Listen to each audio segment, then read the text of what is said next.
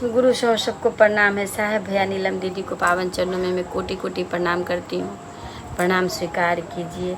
दोस्तों, जब हमारे साहेब भैया शिव को गुरु बनाए थे तो साहेब भैया ने सोचे कि हम किनको बोले गुरु बनाने के लिए। तो नीलम दीदी के पास गई, नीलम को बोली कि आप शिव को गुरु बनाइए। तो नीलम दीदी मेरी बोली कि आप शिव को गुरु बनाए हैं तो आप शमशान साधना करते हैं, आप इतना ये रहते हैं तो कम से कम मेरे को तो रहने दीजिए कि हम बच्चा को देखभाल करें, घर गृहस्थी संभाले। तो साहेब भैया ने बोला कि भाई जब अपना घर का आप अगर कोई चीज़ कभी सीख कर आते हो तो पहले घर में ही तो इंसान बोलते हैं। तो साहेब भैया ने सोचा कि हम पहले घर में ही बोले अपनी पत्नी को, तो पत्नी नहीं मानी तो हम किसको बोलेंगे। तब गुरु ने सोचा कि साहेब ने अपनी पत्नी नीलम को बोली है, जब नीलम ही नहीं समझी है तो फिर दूसरा कैसे मानेंगे। तो हमें साहेब के पास गुरु जो है सो एक झोली लेकर के हाथ में डमरू त्रिशूल लेकर के महादेव जो है सो एक साधु का भेष धारण करके और आते हैं और आकर के बोलते हैं कि हमें भिक्षान देही बोलते हैं। तो नीलम दीदी जो है सो कोई बच्चा था, बच्चा को लेकर के नीलम दीदी जो है सो बोली कि रो रहा था उनका कोई शायद भैया होंगे, शायद मोनू भैया की कोई दीदी होगी।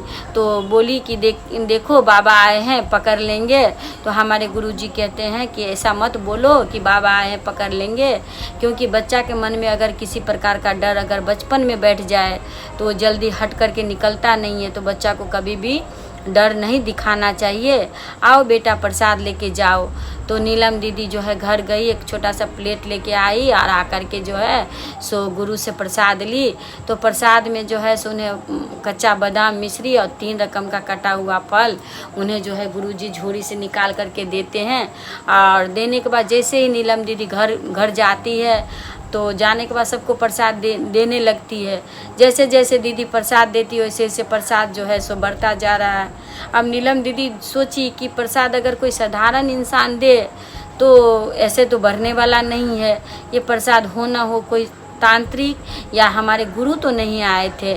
ऐसे सोच करके जो है नीलम दीदी झट से घर से बाहर निकल के आती है। और आने के बाद जो है सो नीलम दीदी उधर उधर देखती है, कहीं भी उन्हें गुरु नज़र नहीं आता है।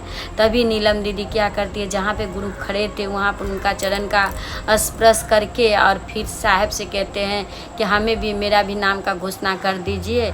और उस दिन से जो है नीलम दीदी नाम का घोषणा करवा ली। और नीलम दीदी का कृपा से, साहब भैया का कृपा से देखिए आज जन जन में गुरु नाम कहाँ नहीं है, देश विदेश कहाँ जाइए हर जगह पे शिव। देखिए शिव महादेव ही गुरु है। किताब पन्ना में, महाभारत रामायण में हर जगह था, पर हम लोग को जानकारी नहीं थी। तो अभी हम लोग को जानकारी मिला है तो गुरु को हम लोग को नहीं छोड़ना चाहिए। हम भी गुरु बने, दूसरों को भी बनाए, हम भी सुखीमय हुए हैं, दूसरों को भी सुखीमय बनाए। यही लक्ष्य लेकर के हम लोग को चलना है। सदैव गुरु का सत्संग में रहना है, सदैव गुरु के चरण में रहना है, गुरु का गुणगान करते रहना है।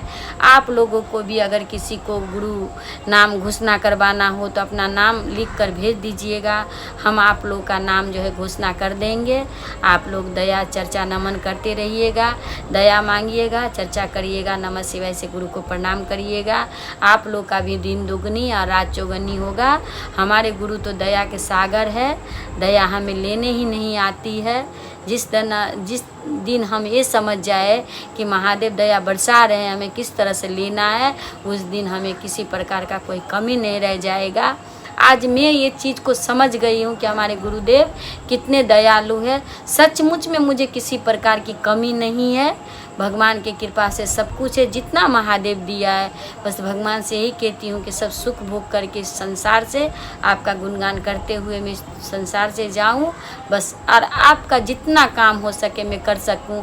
हालांकि मैं आपका गुरु क्या काम कर सकती हूँ, मैं एक नारी में आपका क्या कर सकती हूँ, फिर भी जितना हो सके आप मुझसे अपना काम करवा लीजिएगा। महादेव आप नहीं जब तक करवाइएगा तब तक हम कुछ नहीं कर सकते हैं। आपके बिना तो एक पत्ता भी नहीं हिलता है।